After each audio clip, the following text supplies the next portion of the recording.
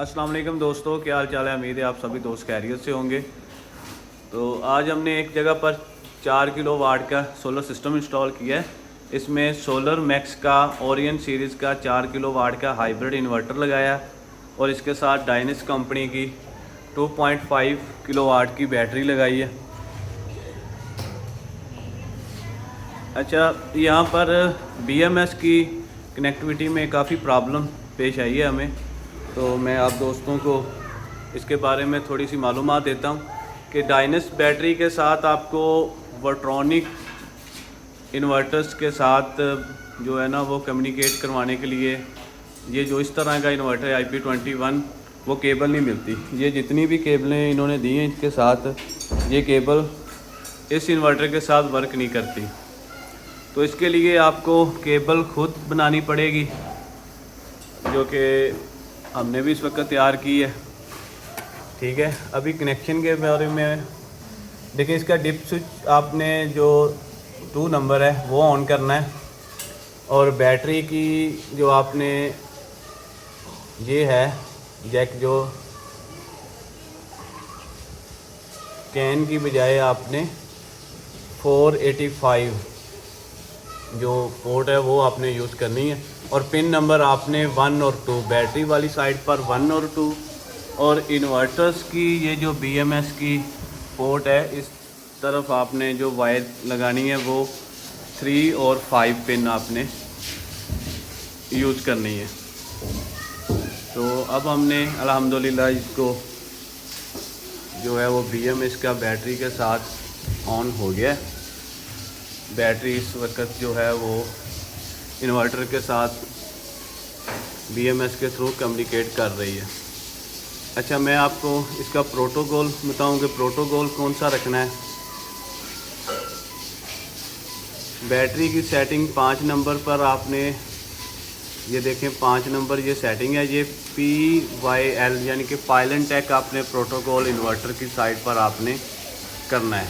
ठीक है, जैसे ही आपका ये इन्वर्टर और बैटरी दोनों BMS कनेक्ट हो जाएंगे तो ये ऊपर देखें लिथियम आयन का साइन भी आ रहा है और ये बैटरी ब्लिंक कर रही है।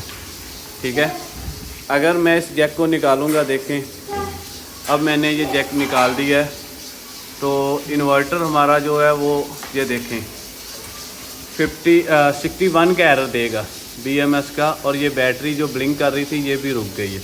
तो इस वक्त इन्वर्टर बैटरी के साथ कनेक्ट नहीं है, BMS एरर आ गया। और जैसे ही मैं ये जैक दोबारा लगाऊंगा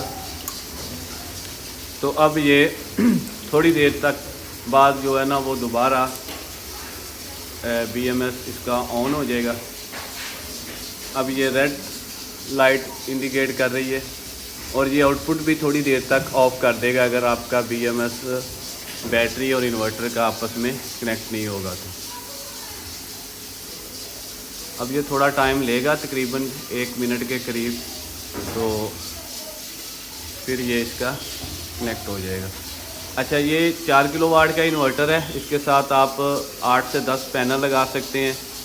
1-1.5 टन का AC आप इसके ऊपर चला सकते हैं। इन्वर्टर बहुत ही अच्छा है, 2 साल की इसकी वारंटी आती है कंपनी की तरफ से और कीमत मुनासिब है 1,05,000 रुपये का है। और ये लिथियम जो बैटरी है ये डायनेस की, ये भी 5 साल की वारंटी में आती है, 2.5 किलो वाट की है, यानी कि इसके अंदर 2.5 यूनिट आप जो है ना वो सेव कर सकते हैं। ये देखें BMS जैसे इसका कनेक्ट हुआ है तो ये इन्वर्टर ने वो जो रेड ब्लिंक शो कर रहा था वो ख़त्म कर दिया है।